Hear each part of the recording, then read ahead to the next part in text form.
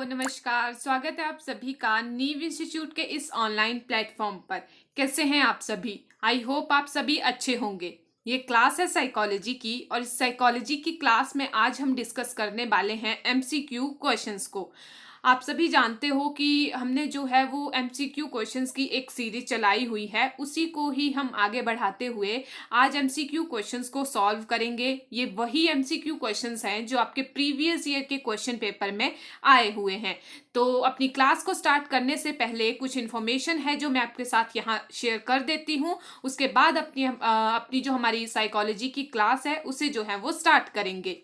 आप सभी जानते हो कि नीव इंस्टीट्यूट के द्वारा जो है वो टैट का एक बैच जो है वो चलाया जा रहा है। उन सभी स्टूडेंट को मैं बता दूं जिन्होंने अभी तक इस बैच को जो है एचपी टैट के इस बैच को जो है वो ज्वाइन नहीं किया है, उन्हें क्या करना है, उन्हें सिंपली जो है वो गूगल प्ले स्टोर पे जाना है। वहां पे जाके जो है वो नीव इंस्टीट्यूट की जो एप्लीकेशन है उसे सर्च करके इंस्टॉल करना है। जब आप इस एप्लीकेशन को इंस्टॉल कर लोगे उसके बाद मैं यहाँ नंबर लिख रही हूँ 9459802085। इस नंबर पर जो है आपको कॉल करनी होगी। इस नंबर पर जब आप कॉल करोगे तो आपको जो है वो बैच में एनरोल कर लिया जाएगा। ये जो बैच स्टार्ट हुआ है एचपी टैट का, इसके कुछ बेनिफिट्स हैं, जैसे कि यहाँ पर जो है आपको 1 वीक का डेमो जो है वो फ्री दिया जाएगा।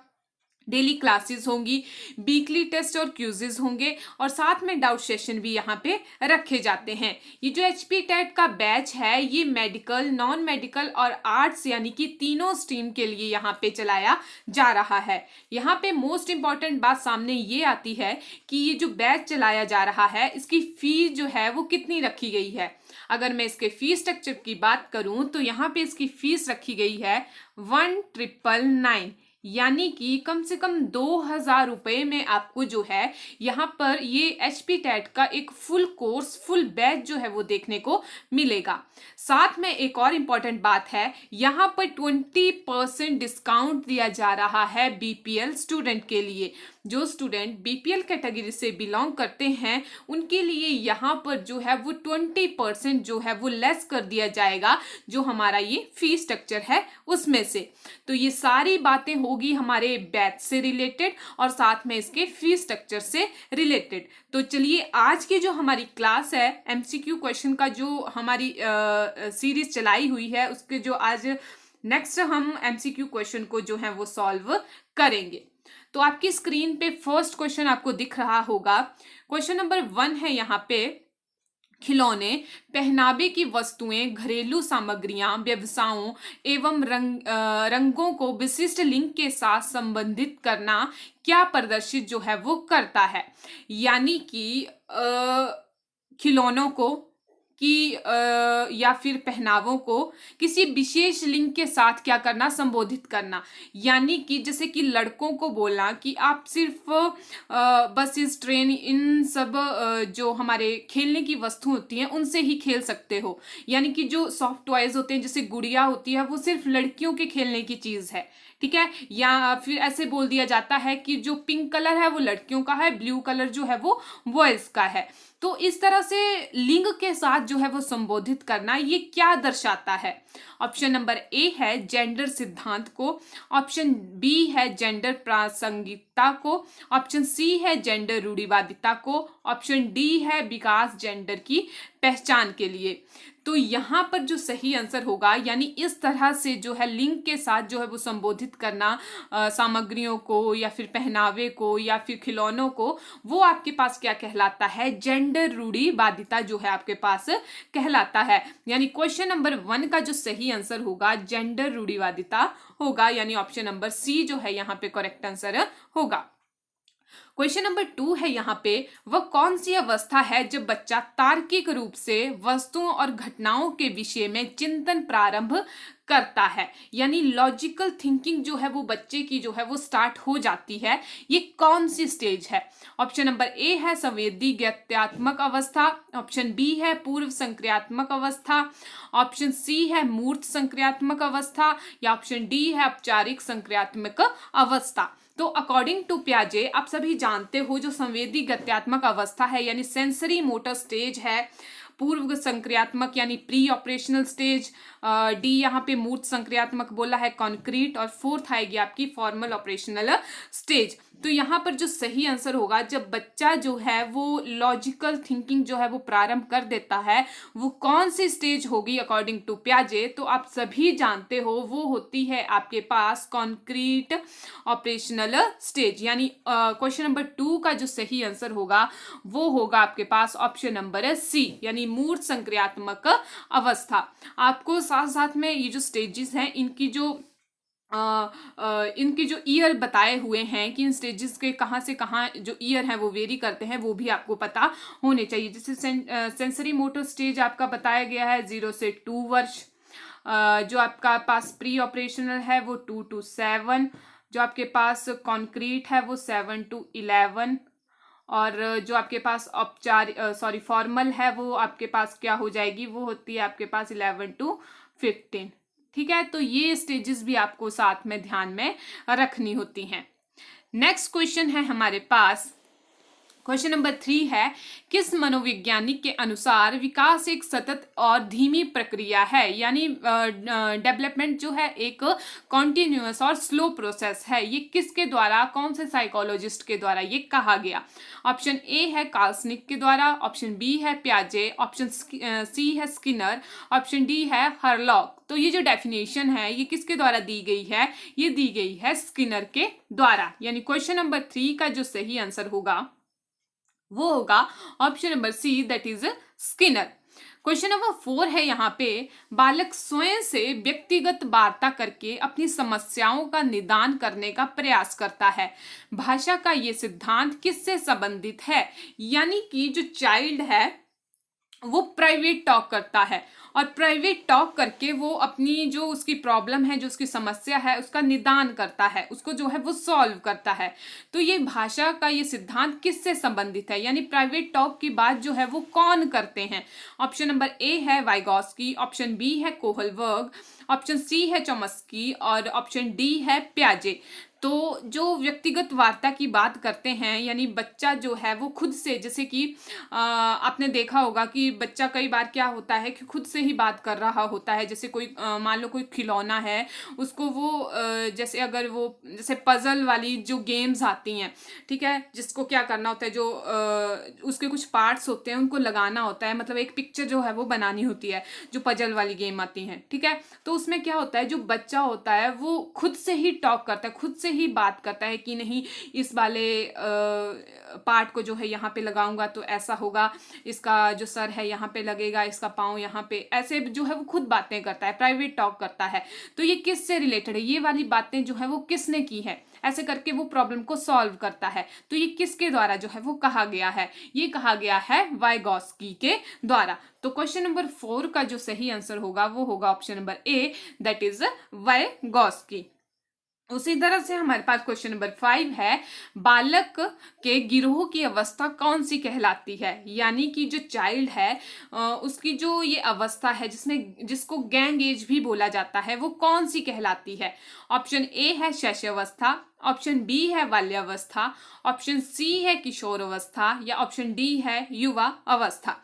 तो जिसे हम गैंग एज भी बोलते हैं, ग्रुप एज भी बोलते हैं, जब बच्चा ग्रुप बनाना सीखता है, ठीक है, गिरोह की अवस्था भी कहा जाता है। वो कौन सी स्टेज है आपके पास? तो इसका जो सही आंसर होगा वो होगा ऑप्शन नंबर बी, यानी कि बाल्यावस्था को क्या कहा जाता है? आपकी गैंग एज या फिर गिरोह की अवस्था भी कहा जाता है। क्वेश्चन नंबर 6 है, बालक पहले पूरे हाथ को चलाता है और बाद में उंगलियों को तथा, यहाँ पे थोड़ी गड़बड़ हो गई है लिखने में, बालक पहले पूरे हाथ को चलाता है और बाद में उंगलियों को तथा फिर हाथ और उंगलियों को एक साथ चलाना सीखता है। ये विकास के किस सिद्धांत से संबंधित है? यानी पहले बच्चा क्या कर रहा है? पहले पूरे हाथ को चलाना सीख रहा है, हाथ से जो है वो चीजों को ग्रैब करना सीख रहा है, ठीक है। बाद में वो उंगलियों को तथा हाथ और उंगलियों को, फिर दोनों को वो साथ में चलाना सीखता है, ठीक है। फिर वो कोई चीज उंगलियों से भी पकड़ना सीख जाता है। ये विकास के किस सिद्धांत से संबंधित है? ऑप्शन ए है निरंतर विकास का सिद्धांत, ऑप्शन बी है विकास की दिशा का सिद्धांत, ऑप्शन सी है एकीकरण का सिद्धांत, या ऑप्शन नंबर डी है परस्परता का सिद्धांत।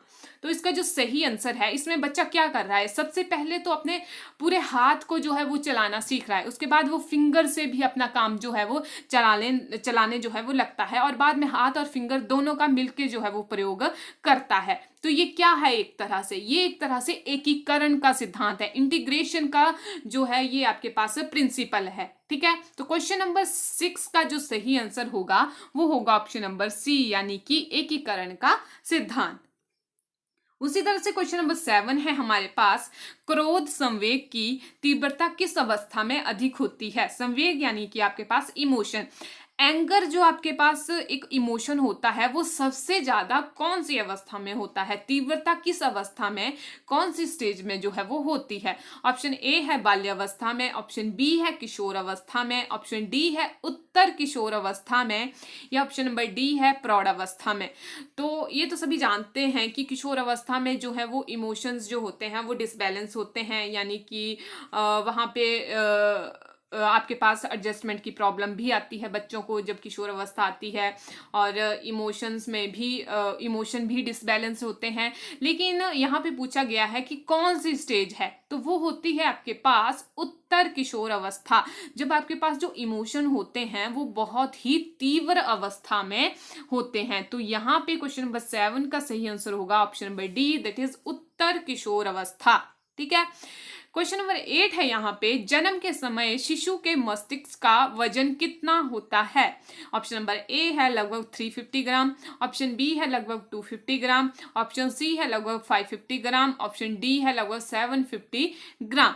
तो जन्म के समय जो शिशु का जो ब्रेन होता है उसका जो अगर मैं वेट की बात करूं तो वो आपके पास 350 से लेके 400 ग्राम तक जो है आपके पास होता है। तो यहाँ पे जो सही आंसर होगा वो होगा क्वेश्चन नंबर 8 का option number A, that is लगभग 350 ग्राम। आज का सेकेंड लास्ट क्वेश्चन है आपके पास, मनुष्य के व्यक्तिगत विभिन्नता के निर्धारक किससे संबंधित होते हैं।